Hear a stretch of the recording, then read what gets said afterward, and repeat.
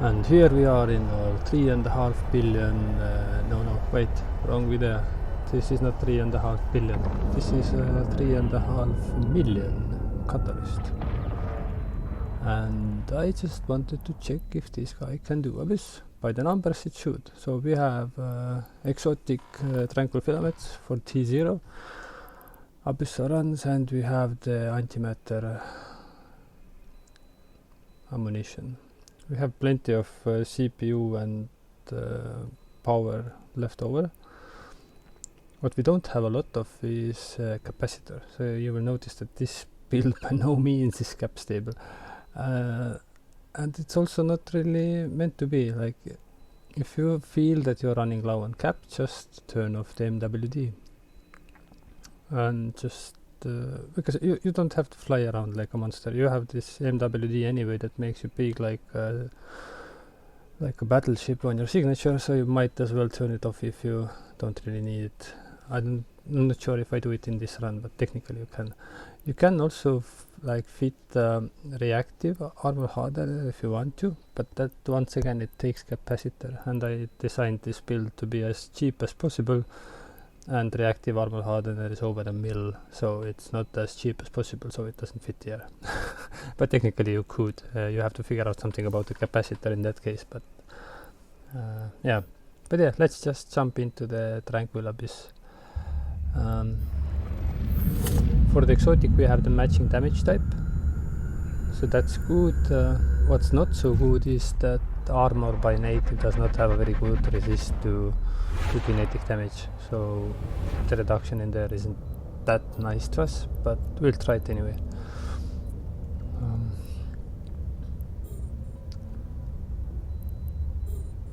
In general, people say that you should not orbit with hybrid. People say that you shouldn't orbit with railguns. This guy has tracking good enough that you don't really care that much for that suggestion. We can hit really well if you're like 7 or 10 kilometers away, so we'll do that here. We could go closer, but the Lancer has also reasonably good tracking, and we start to lose tracking if we get too close to it. So that's not a very wise thing to do, I think. But yeah, let's just run our armor up. Our MWD is still running, like, could turn it off technically, but yeah, the Lancer is down by now, so no point to waste any more capacitor on the armor wrapping. And yeah, like, if we are not shooting, if we are not shooting and repairing, our capacitor is coming back nicely.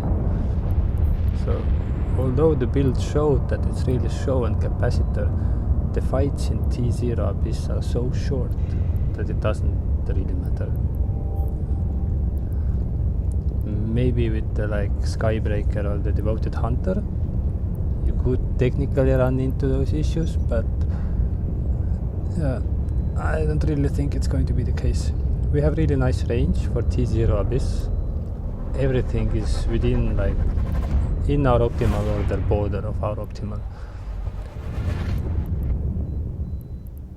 So okay, striking Damavik. This guy should be easy. We go and orbit the cache instead of trying to play peekaboo with the Damavik, and we hope that the Damavik by itself will make bad decisions when trying to follow us around this orbit, because Damavik has the tendency to run in a straight line, and it will probably every now and then turn away from us, so it doesn't return a lot of damage to us. But let's see how it goes. Our resist should be pretty good against the Damavik, so even if it starts to hit us, we don't really care. But yeah, we are outranging the Damavik for a big part of this fight. And you see we actually gained shield back. Yes, that's an easy one. When you get the Damavik room, it's just an easy win. Let's see what's in this loot here. Okay, so no, not bad. Several hundred thousands in a ship that costs less than 4 mil. Easy peasy. And yeah, you want to try to manage your capacitor. So when you jump into the new room, you may want to turn off the MWD just before that, so some capacitor comes back, like if you're really worried about it. Yes, awesome. So we have the perfect sample of like, can we endure this thing really? We have half a shield, so that's to our benefit. I will just try to get into the optimal of my weapon on the skybreaker. Turn on the MWD to get closer.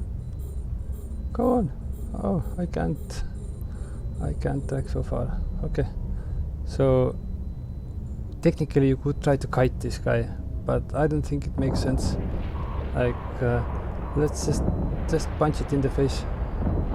You have very good aim, you have very good DPS, you can take it. I don't think any of the stuff that we do here is going to have really an effect on the outcome of this fight. We just can observe. I mean, we could try to overheat something if we were desperate, but I think we can easily take it. The shield of the skybreaker is down and it doesn't have much beyond the shield.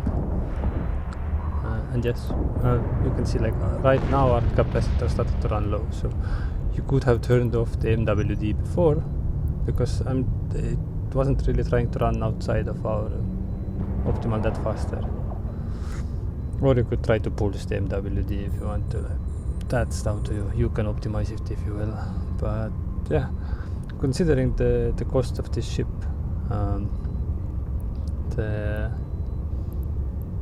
the payback will happen in about 3 runs of Abyss, if you take into consideration also the cost of ammunition and the cost of the filaments. And just this took us like considerably strong components, just a bit over 5 minutes, right? So within 20 minutes you should have the cost of the ship back. Alrighty, that's not the bad thing. I'm trying to sort the stuff to see like what's the amount of loot that you got. I think that's actually above the average. You shouldn't expect this on every run, but yeah. Right now it shows the cost of the ship as something humongous. If we remove all the content, you will see 3.5 million, because we are using newbie guns, newbie components all over the place. I mean, you can bring this up and make it more secure. I just wanted to make it as cheap as possible. And also the skill requirements should not be very hard on anything in here. I'm not using wild T2 components anywhere. Yes. That's, I think, about it. Enjoy your time in the game.